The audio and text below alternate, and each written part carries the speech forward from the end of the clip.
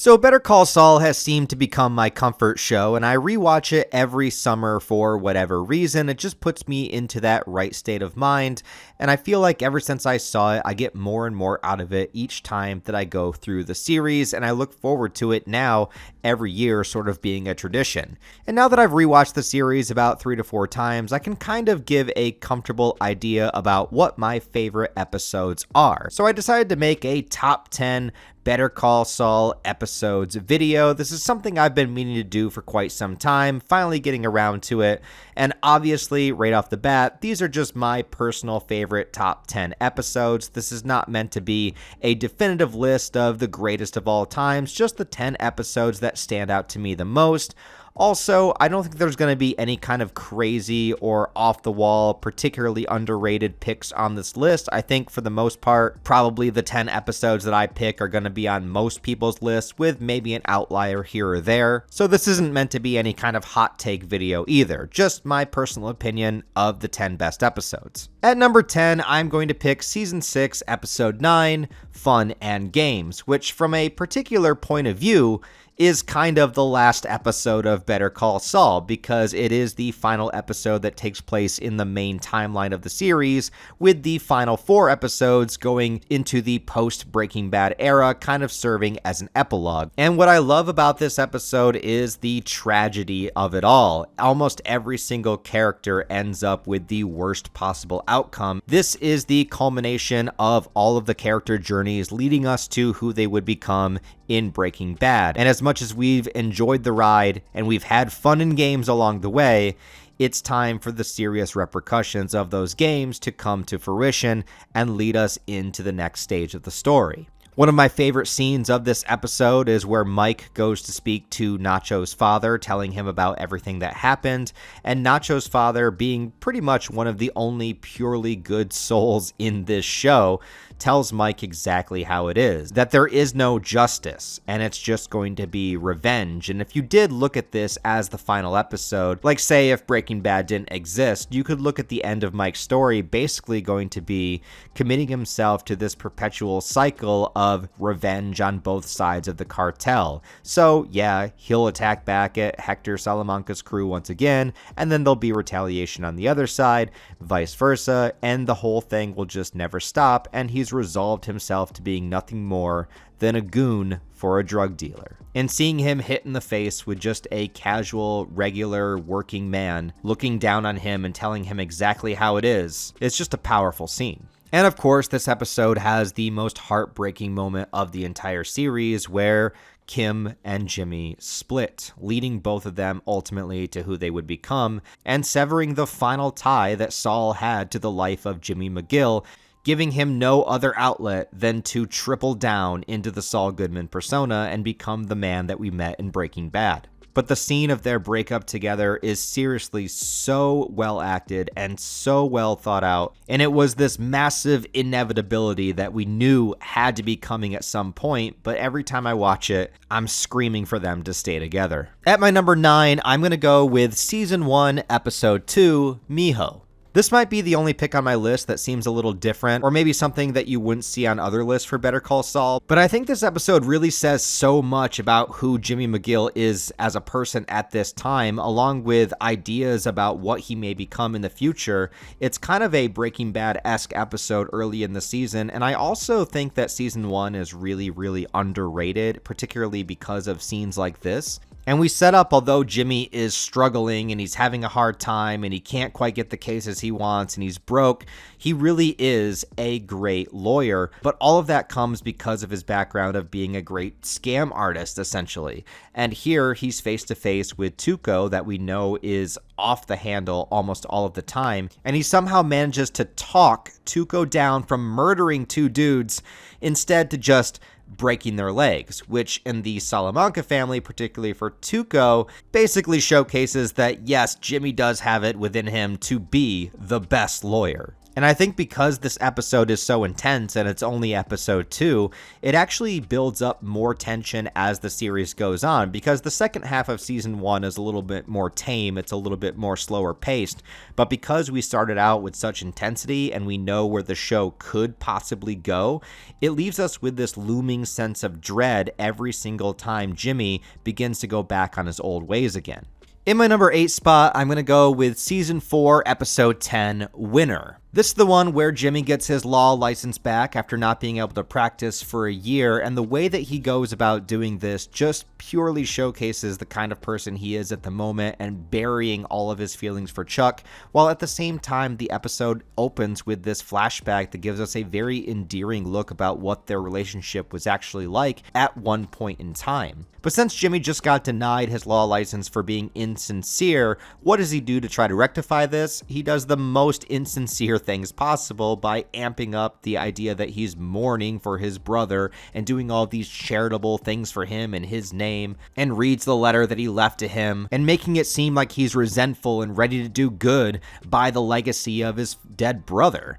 But then we get the reveal that he was faking the entire time just to get a reaction out of the board for him to get reinstated, and now that he is, he's going to go under the name Saul Goodman. But what I love about this is, yes, Jimmy is doing a con, but he's also kind of lying with the truth, but it's a truth that he's not allowing himself to accept. And one of my favorite things about this show in particular, but both this and Breaking Bad, is that a lot of times characters can be saying things they don't mean, but deep down they actually do mean those things, or characters will be lying their asses off, but there is underlying ideas of the truth within that lie. It's a show that's very nuanced. It's not just one thing. Characters just don't have one personality quirk. There's lots of layers to it. It's multifaceted, and sometimes characters can be fully intending to be speaking in all of these lies in order to get what they want, but a lot of those lies are how they actually feel, just things that they're denying. And on the flip side of that, this episode also has the moment where Mike is forced to kill Werner Ziegler and being pushed into a corner where he pretty much has no choice but to do this, or else Gus is going to have Werner and his wife killed, or he's going to kill Werner either way. So it's either do it Gus's way or Mike just to do it himself. And I love the tragedy of the sequence because not only does Werner basically view Mike as a friend, but Mike early on in the series was doing everything in his power to not have to kill somebody. The whole point of putting Tuco in jail instead of just sniping him from a distance was because he didn't want to kill.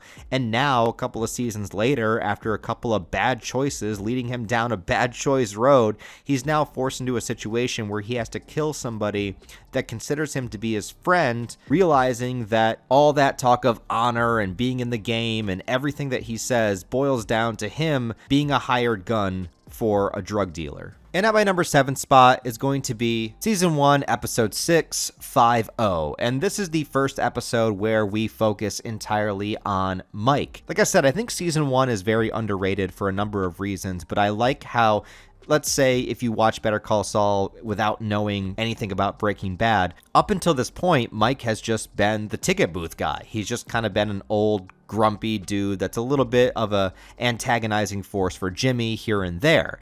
But I like the idea that this episode decides to follow this one character, and we get a lot of information about him that we didn't really know in Breaking Bad. How his son was killed by 2 corrupt police officers, and Mike's journey to take down these 2 cops. And yes, the shootout scene is really badass, but the standout moment of this episode is, of course, the ending, where Mike breaks down about how his son viewed him as some kind of hero, where really he was a dirty cop through and through, just like the rest of them. And seeing Mike this sad, saying, "I broke my boy," when he realized the truth, desperately needing to reiterate that his son was not a dirty cop like him, that his son was a good person and got punished for it. It's a heartbreaking monologue, and I kind of wish that Mike had more scenes like this throughout Better Call Saul. I get that the circumstances would kind of have to line up perfectly for that because Mike really isn't the type of character to break down. He's pretty hardened from everything that he's been through,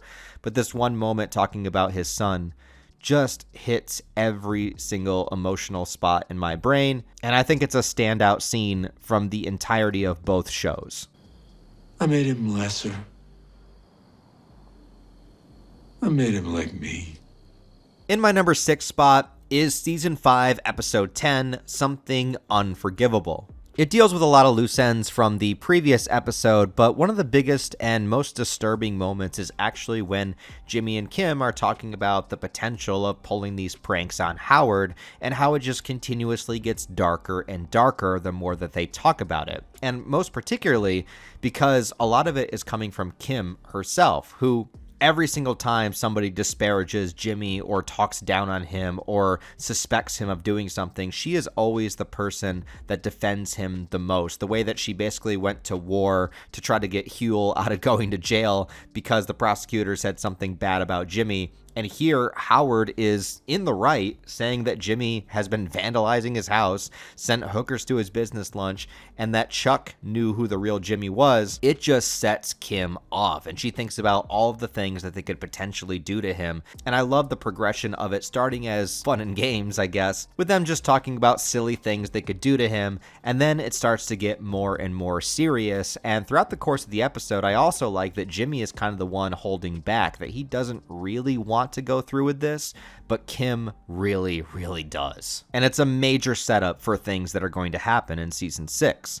Now, on the flip side of that, we also have the Lalo segment of this episode, which is just pure badassery. You have Nacho stuck in this incredibly difficult situation, put up to things by Gus, while also having to make friends with Don Eladio and all the other characters there, and then him just needing to escape the house before the mercenary team comes in. And once they do, this is where we see Lalo just go hardcore on everybody, and the fact that he manages to escape and then comes back to the house to shoot everybody from behind, while also kind of paralleling the Jimmy and Kim storyline. He is plotting about what he is going to do upcoming in season 6 and how to get revenge on the people that did this, most particularly Nacho and Gus Fring. In my number 5 spot is season 5, episode 8, Bagman. I mean, what more can you say about this episode? It is one of the best of both shows, where you have Jimmy going to pick up a bunch of cartel money, getting stopped by some mercs, and then Mike Ehrmantraut comes in. We have one of the most badass shootout sequences of the entirety of both shows. And then you have an entire episode that is Jimmy and Mike traveling through the desert together. And this is where the series really begins to blend the two storylines the most. I think another unique thing about Better Call Saul is that it is all of these different conjoining storylines that are all happening simultaneously. And sometimes they cross over, sometimes they don't. Sometimes they just kind of run into each other. And then other times they crash into each other and cause nothing but massive devastation. That's sort of where this episode, Bagman, the rest of season 5 and 6 kind of lie. Season 1 has a lot of scenes with Jimmy and Mike together, but then they do start to go their separate ways in seasons 2, 3, and 4, and we cut back and forth between a Jimmy storyline and a Mike storyline with very minimal crossover here or there. But then season 5, we've built up this massive story on both sides of the show, and then they just come crashing into one another in an episode like this. And it makes everything feel so cohesive and unique. We get to see both characters' perspective on the situation that's going on. And I love when you get characters that don't have a ton of time together, and then they're forced to spend an entire episode together. And at my number 4 spot is the episode right before that, season 5, episode 7, JMM. This has the beginning courthouse wedding between Jimmy and Kim, which is a huge deal. It gives us Jimmy defending Lalo in court, which is a huge moment for his character because he kind of realizes how deep he's actually into the things that he's been doing now, realizing he's defending a murderer in a massive case, seeing the sadness on the victim's family. But I think the scene that pulls everything together in this episode is, of course, the final scene where Jimmy is sort of this guy that's the bridge between two worlds at this point, and it's still not solidified as to which direction he's fully going to go. He's still capable of making better decisions at this point, but just in this moment of crux where he's trying to put this all together in his head, Howard shows up that is basically this living remnant of what Chuck was to him, which immediately makes him want to rebel, fight against the established order, do things himself, show that he's better than these people, and it leads to Jimmy's giant monologue breakdown against Howard. Howard, a guy that has been dealing with his grief, that's been going through everything the right way, seeing a therapist, offering Jimmy a job, trying to do the right thing, and Jimmy just raving like a maniac behind him, talking about how much further beyond him he is. This is basically the I am the danger speech, but for Better Call Saul, and it's one of the best scenes in the entire show. It's a bacterium. I travel in worlds you can't even imagine. You can't conceive of what I'm capable of. In my number 3 spot is season 3, episode 5, Chicanery. This was the episode that when I was watching this show for the very first time was the moment I realized I was watching peak. Not that I didn't like things about the show beforehand, but this episode had me on the edge of my seat from start to finish, and it's literally just a courtroom episode. What's funny about the show Better Call Saul being about a lawyer, or a group of lawyers essentially, is that there's very little courtroom scenes in this series. It's not a courtroom show, but this is one very specific episode where the entirety of it takes place during this court case against Chuck versus Jimmy, and Jimmy's manipulative ways to get Chuck to look like a crazy person in front of everybody, humiliate him, and prove his mental illness to the world was a riveting and heartbreaking thing to witness. What I love about it too is that Chuck isn't wrong here. Like, Chuck is right about Jimmy, but Jimmy is also right about Chuck. Both of them make extremely solid points about the faults of the other, and I also really do think that the depiction of Chuck's mental illness is one of the best representations of mental illness that I've ever seen in a TV show or movie, because for the most part, Chuck is fine. He's a very smart person. He's good at what he does. He knows Jimmy very well, but there is this part of him that just truly believes in this illness that he has, manifesting it into reality whenever terrible things happen in his life, particularly with his ex-wife or with Jimmy, and being able to show in front of everybody that there was a live charged battery in Chuck's pocket the entire time that he didn't react to because he didn't know it was there, shows the truth of the situation. And I think that's true with a lot of mental illness, because for the most part you are a functioning person, and a lot of depictions of mental illness in media tends to really over exaggerate what it is. And yes, there's various degrees of mental illness, I get that, but I think Chuck's has been one of the most realistic depictions of it that I've ever seen, in the fact that he can pretty much almost function completely as a person and is a very intelligent person, but there is this one detriment that he has that puts a thorn in everything that he tries to do, this constant burden that he carries, and it really does infect everything. He defecated through a sunroof.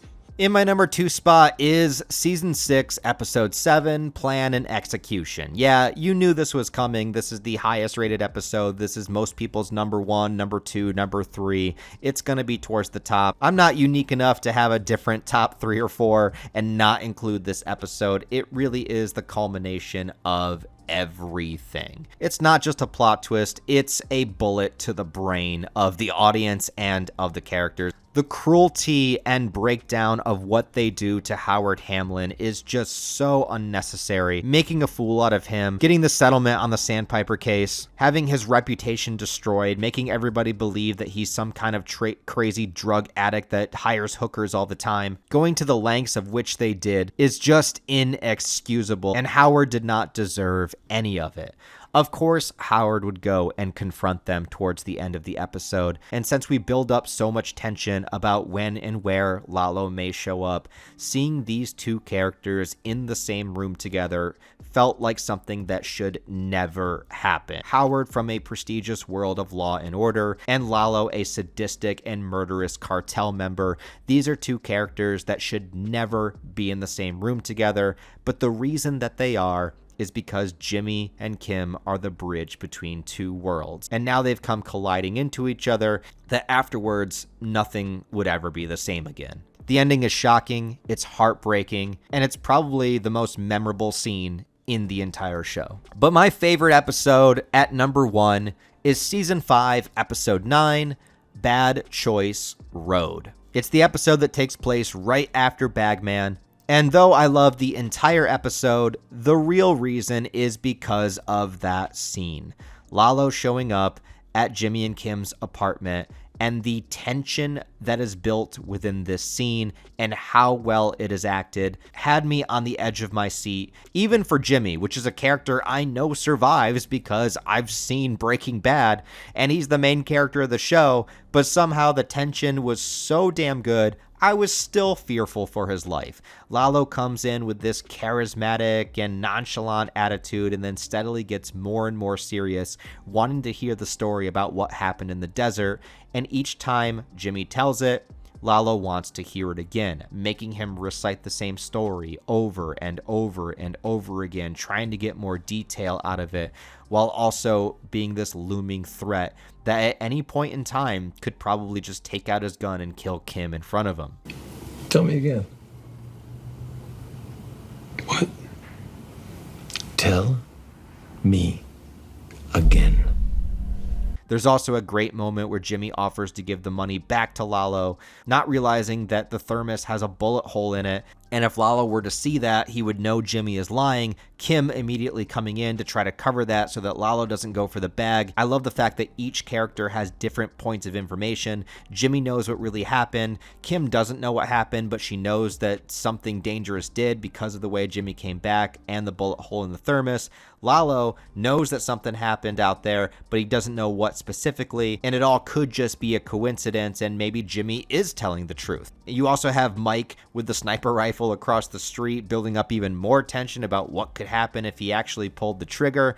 I just cannot get over how good this scene is. Honestly, if I was ranking both Breaking Bad and Better Call Saul, this scene is still top 3. It's still top 3 of both shows. I love this scene. It is my favorite scene in the entire series. But besides this scene, we also get a great moment with Jimmy and Mike talking about the title of the episode, Bad Choice Road, and how all of these roads that we're on are all a result of those choices. And this is an episode that showcases that, yeah, these characters are going to have to deal with them, but it's mostly just a setup because season 6 is when the real punishments begin to happen.